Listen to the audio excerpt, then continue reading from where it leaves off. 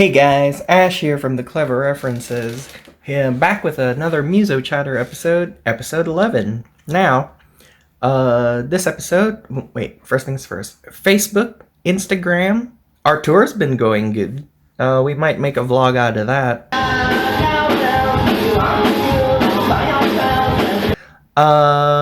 Here's the dates that we're gonna be playing next month, I guess. Right. So this MusoChatter episode is with a very talented singer-songwriter named Rachael Hart. I got to know her in the open mic scene and managed to catch her for an interview and recorded one of her songs. It's very beautiful stuff. Without further ado, this is the MusoChatter episode with Rachael Hart. Hey!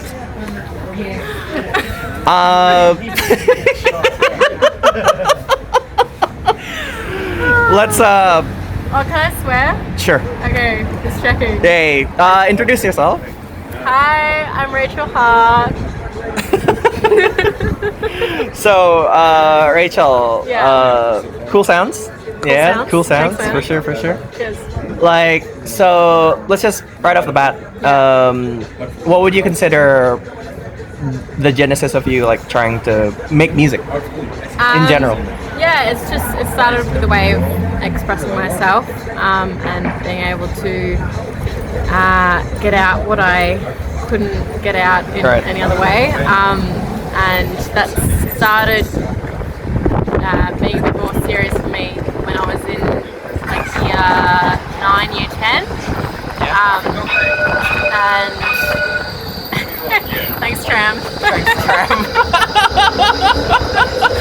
And Year 9, year 10, you were mentioning.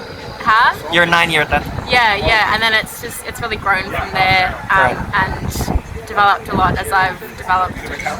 Yeah. Year 9, year 10 is, maybe it's just me, but it seems quite late to bloom into, because like most of the people I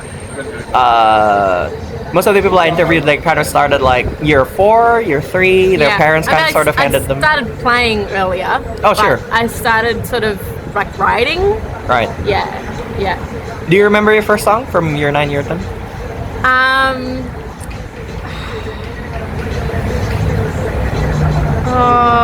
There was one that I wrote with my sister. And that was actually before that, where I was actually younger. But I do remember it. It's 2 chords, and it was about.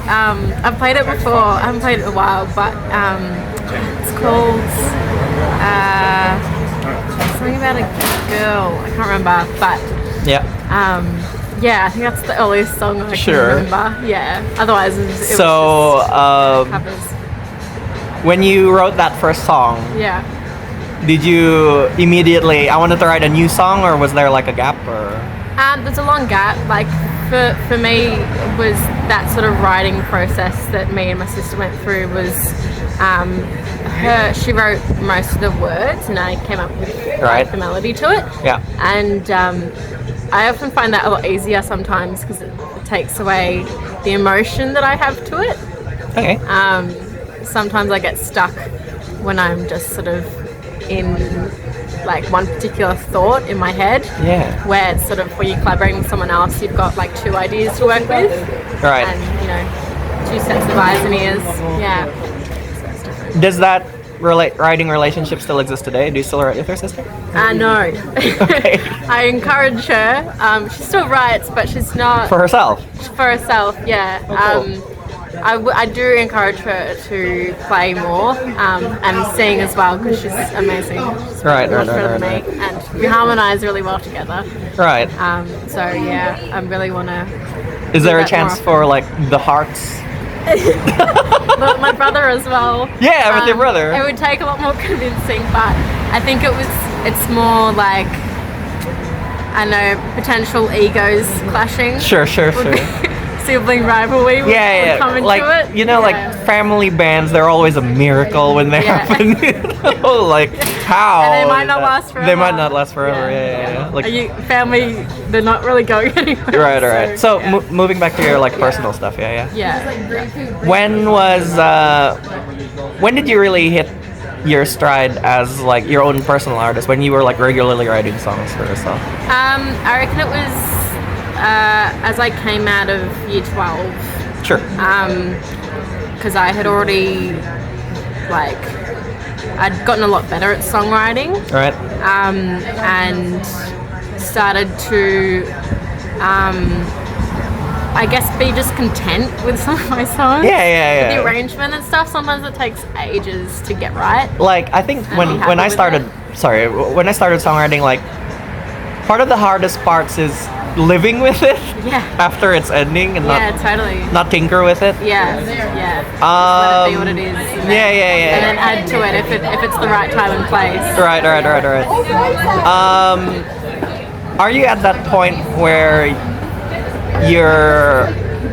you can leave a song well enough alone, or do you still tinker and tinker? Definitely, but I have way too many unfinished pieces. Right.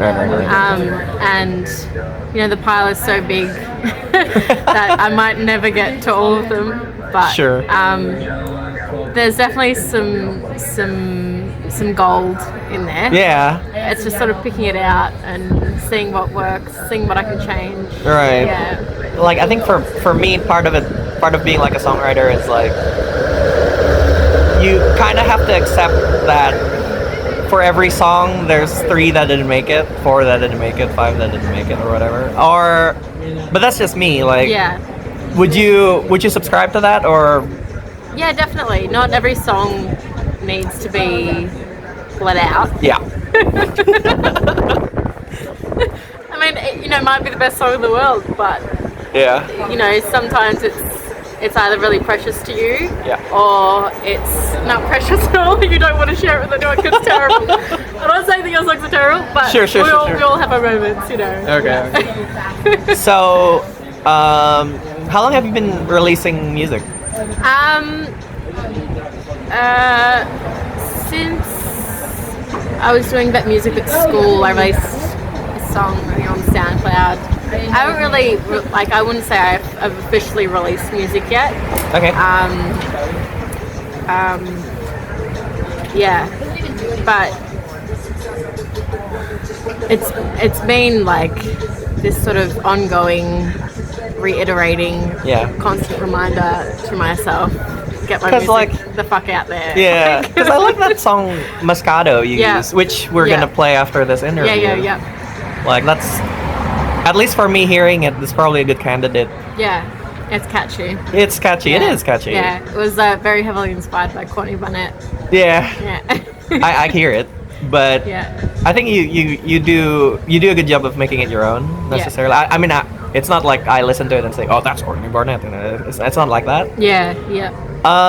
Would you say that's your strongest song so far?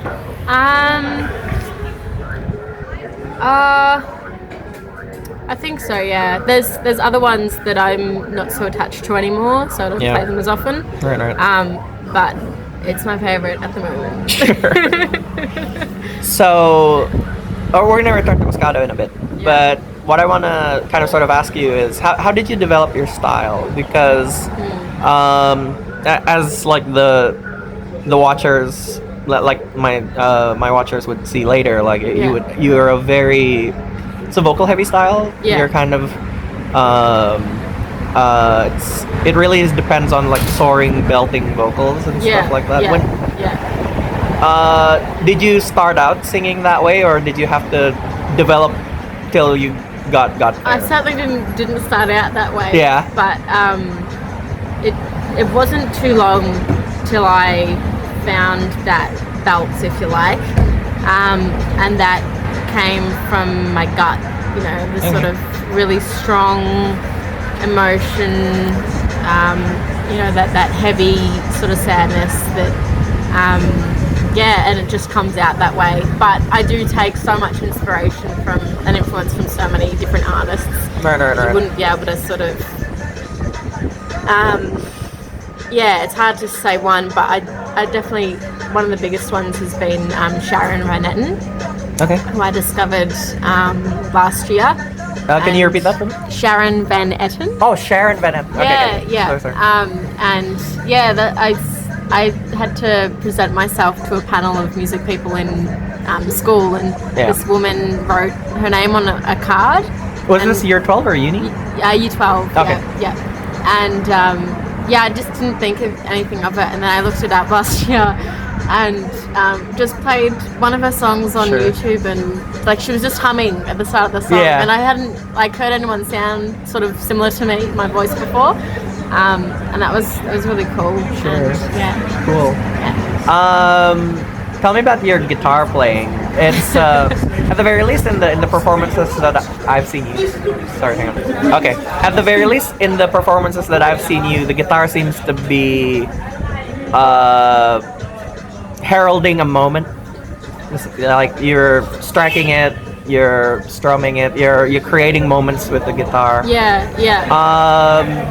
How did you develop that style, or was it out of necessity? Were you conscious at all of what you were doing? I wasn't really conscious of it. Never really been conscious of it, but I've definitely become a lot more comfortable in not playing like complex guitar, and yeah, like it doesn't really matter how I play it. Like as if I get people listening, it's that name of the game, really.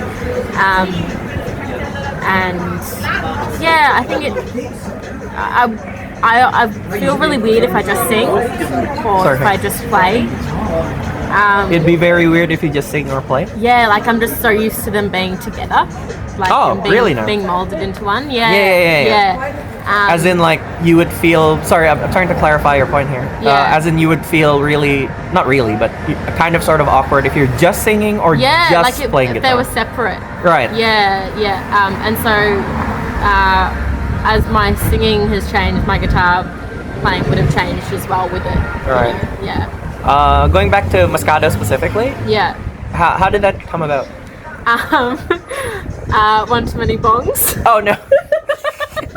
Maybe I ought to cut that one out. Maybe. No, my favorite drink used to be a Moscato, which is this. What is it? I'm not familiar. I'm not really a mixologist. White wine and sweet white wine. Yeah. Can it be any white wine? No. No, it's a specific white wine. It's a specific. I'll look for it. Okay. Yeah. It's for the sweet tooths. Okay. Sweet teeth.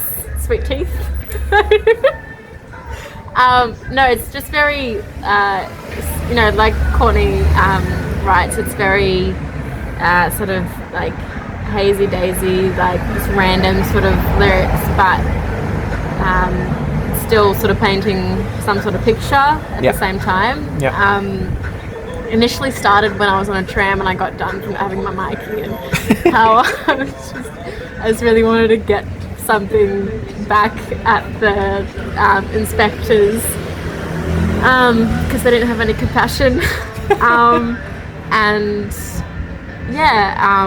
And it was just about being in the city and then going home. Super simple, everyday life. But sometimes the best songs are like that, you know? Totally. Yeah. Any chance of you recording it in like a more kind of sort of I'd love quote to. unquote official capacity? I'd love to, yeah. With some drums behind me as well. Yeah. Right. So, do you have anything coming up? I think I'm playing at the Drunken Poet in a month or two. In a month or two? Yeah. Oh, like Rachael Hart at the Drunken Poet. Yeah? They have like a wine, whiskey and women Wednesday thing. Yeah, so Fits the theme, I I'm guess, really keen for that. Drunken Poet's such a nice, cute little venue. All right. Yeah. Any releases? No. No, not yet. Okay, good. Thank you very much for the interview, Rachel. Coming up next, it's Rachel's performance at the Whole Lotta Love yesterday, performing Moscato. Enjoy.